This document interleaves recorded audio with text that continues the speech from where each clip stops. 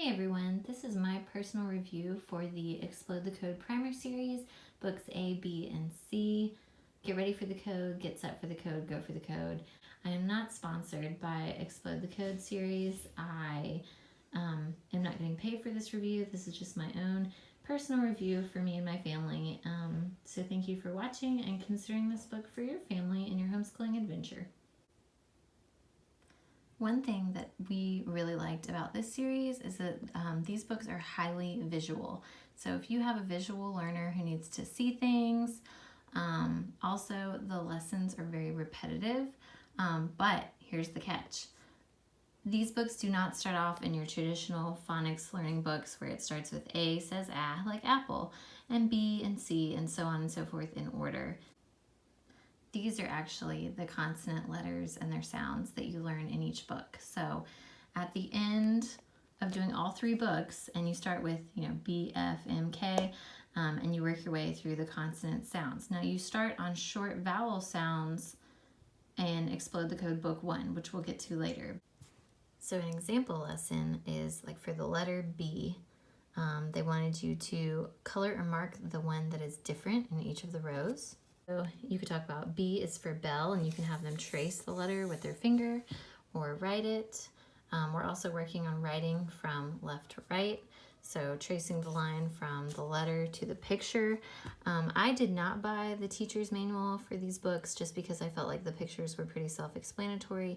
That is something that you can purchase separately if you would like. This one we really liked. It gives riddles of what item you're talking about. So you as the parent would read the different riddles like, I'm thinking of an item that is bright and colorful and floats in the air, and you sometimes have these at birthday parties or whatever it says, and then they find the picture of things that begin with B and then they color it or circle it however you want to mark that they found it.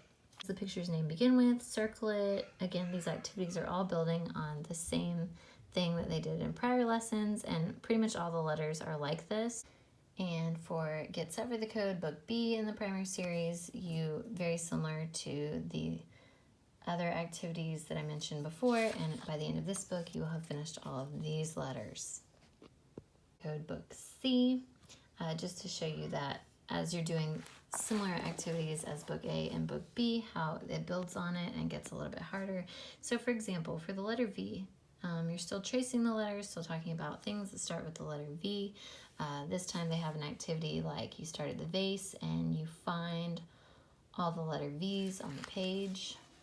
Then we also have draw a line from the picture to the letter that begins its name. So some of the activities are, by the second book, you're also doing the same thing where you're naming the picture, you're finding the letter that begins with, and then you're writing the letter over here. Additional comments that we felt about these books were that for my child, who is a visual tactile learner, she really enjoyed this.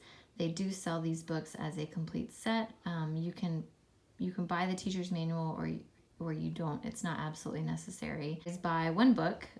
People are like, oh, can I just buy the last book if my child feels comfortable with the other letters? Absolutely, go for it. And this is homeschool, so if you buy one of the books, which they're not terribly expensive. I think I bought each of these books on sale for I think $6 each. You can always buy one book, and if it doesn't work out for your family, move on to something else that works. So just wanted to give you my honest review and opinion of Explode the Code Primer Series.